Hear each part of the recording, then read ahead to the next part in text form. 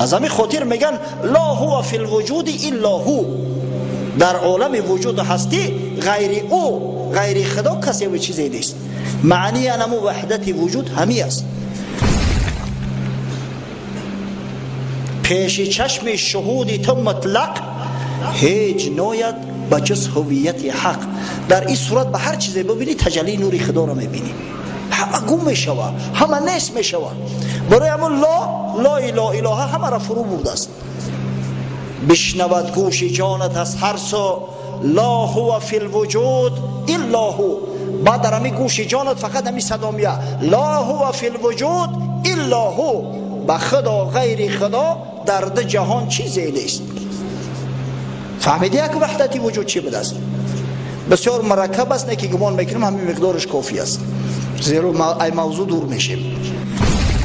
و محمود شبستری یک صوفی خرافیه که در کتاب گلشن راز خودش درخت و ناطق پنداشته، مثل بسیاری از خرافیان،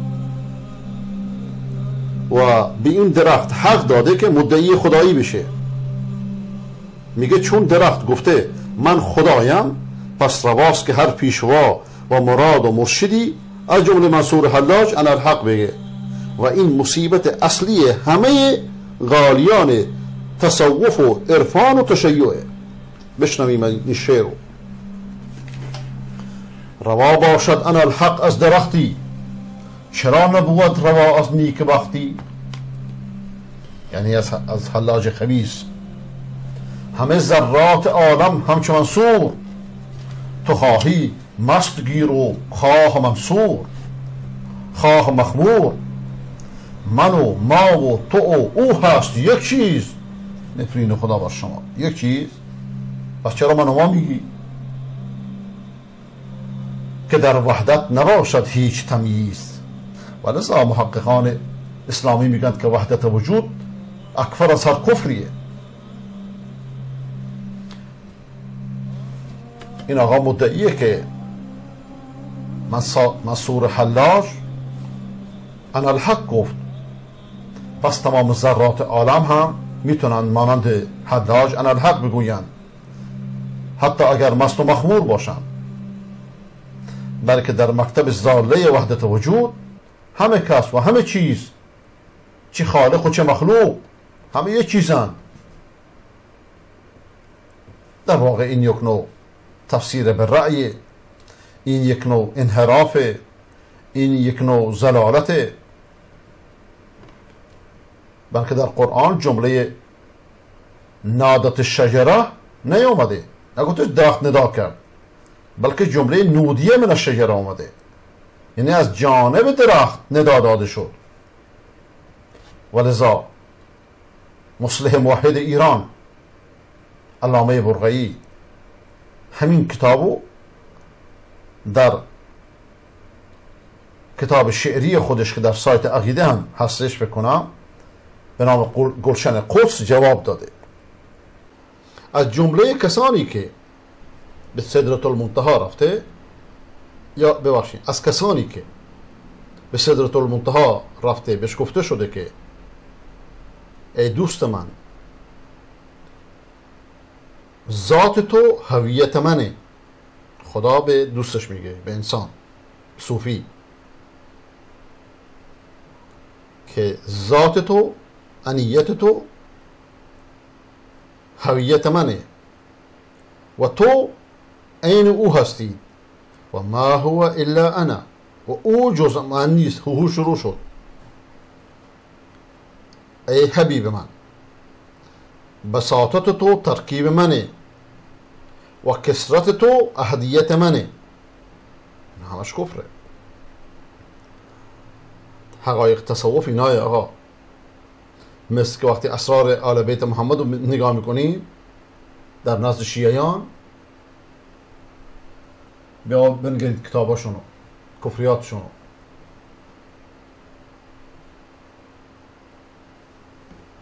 و بلکه ترکیب تو بساطت منه، سادگی منه، و جهل تو درایت منه. انا المراد بک انا لک لالی. بیا درست کن دیگه.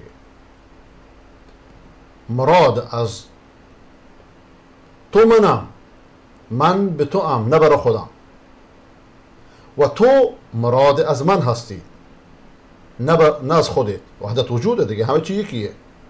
حبیبی، ای محبوب من، ای دل بر من، تو نقطه ای هستید که دایره وجود برونه. چرا نقطه باشی؟ وقتی که خداوند، تو با خداوند یکی هستید، وحدت وجود دارید، کل این هستی در مقابل خداوند هیچی نیست. تو نقطه ای هستید که دایره وجود بر تو میچرخه. و کنت انت العابد فیها والمعبود. این هم سخنان شیعیان که عابد و معبود در این جهان تویی. اعوذ بالله. اشکال دیگر حدیث هم اینه که میگه لنا نطقت الشجره، درخت برای ما سخن گفت. یعنی چی؟ یعنی درختی که در طور حضرت موسی علیه السلام از اونجا صدا شنید برای ما بود. مقصود اینه. سوالی که اینجا مطرح میشه، اولا آیا مگه شما پیغمبرید؟ مگه امام‌ها پیغمبرن؟ این ادعا اصلا ممکن نیست مگر با تشبث به اباطیل وحدت وجودیان که وحدت وجود از هر کفری بدتره.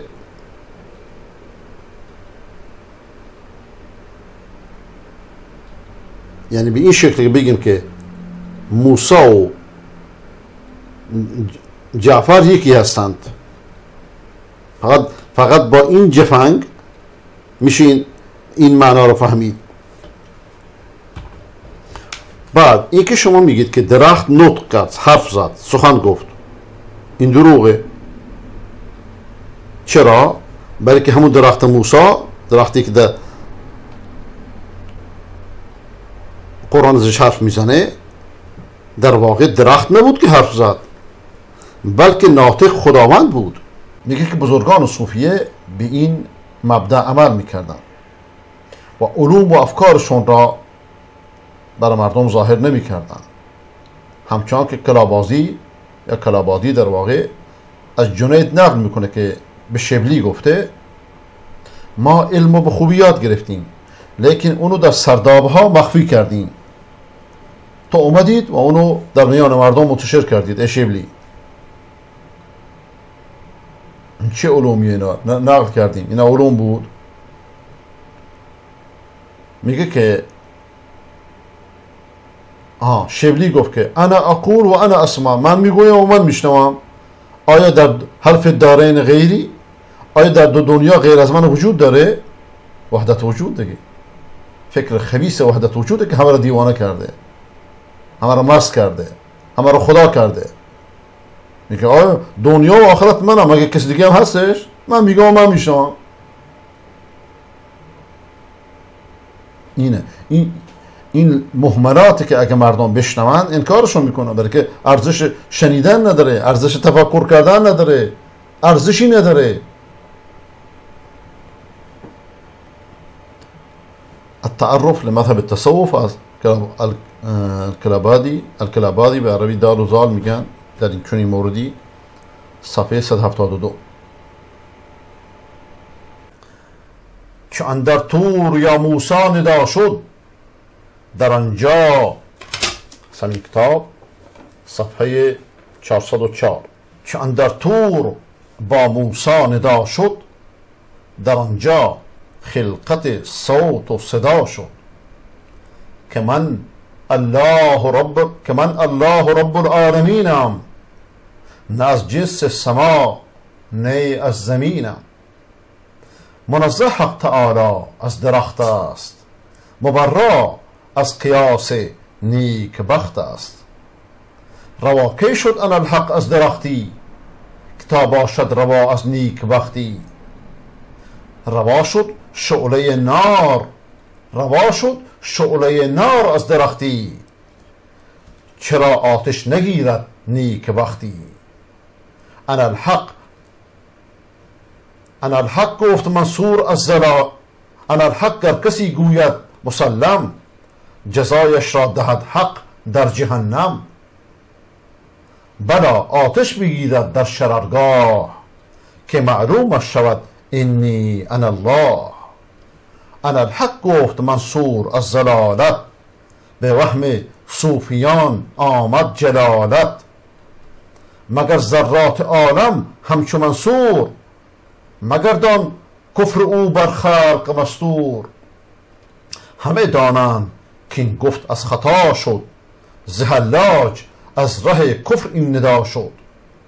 میان خالق و مخلوق فرق است، یکی بین در میان در میان کفر غرق است. انالحق کاشف است از کفر مطلق، که را جز حق بود حق انالحق. زناچاری همه توجیه سازند، که تا بر عامیان تمویه سازند. ماشاءالله. زناچاری همه توجیه سازند، که تا بر عامیان تمویه سازند. انالحق از درخت انشاء حق بود، نه انشاء شجر کز ما خلق بود. اگر حق گفت آن را از درختی، قیاسی نیست بهر نیک بختی. خطا باشد که گویی از درخت است، که آن نی ناطق و نی نیک بخت است. وگر انشاء از ذات خدا بود، خود از شجر انشاء فرمود. و یا ایجاد صوت اندر شجر کرد، که آن چون آلتی از حق خبر کرد. شیخ حامد غزالی میگه که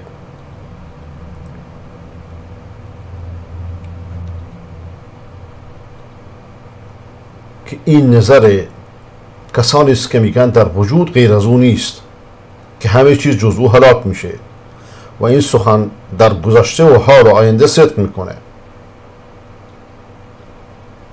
چرا فهم فیلسوفان، فهم متکلمان، برای که غیر از خدا اونه که خودش به نفس خودش قائم باشه، به نفس خودش به وجود اومده باشه، و چون این غیری وجود نداره. اینها تحریف در معانی است، اینها غلو در معانی است، در واقع یا خروج معانی قرآنی است. بلکه چون این غیر از خداوند که قائم به ذات خودش نیست، متصور نیست که وجود داشته باشه. پس موجود قائم به ذات خودش خداونده فقط، یعنی وحدت وجود. و کسی که خودش در نفس خودش قیوم نباشه، به ذات خودش قائم نباشه، پس چون این شخصی وجود نداره. چرا؟ چون وجودش مرتبط به وجود دیگری است. این سفسطه هم همینه، فلسفه هم همینه. و اگر غیر وجود نمی داشت، چون این شخصی وجود نمی داشت، بلکه موجود همون کسی است که به ذات خودش قائم باشه. این که موجود نشد، این خدا شد. برای که اینها اینطوری تفسیرش میکنن. و بایزید انصاری فلسفه وحدت وجود رو بیشتر شرح میده. این الموجودات واحدة مع ذات المعبود، که موجودات همش با ذات معبود یکیه. ها انا ام انت هذان الالهان، حاشاك حاشاك عن اثبات الاثنين. فأين ذاك حيث كنت أرى قد بان ذاتي حيث لا أنا. این منم یه تویی، این دوتا اله، این دوتا اله. زنهار که من دوتا اثبات بکنم، من دوتا ثابت نمی کنم. خواهد بگه من و خدا یکی هستیم. کجاست اونی که من اونو می دیدم که ذات من در اون ظاهر شد، در من وجود ندارم و یکی هستیم.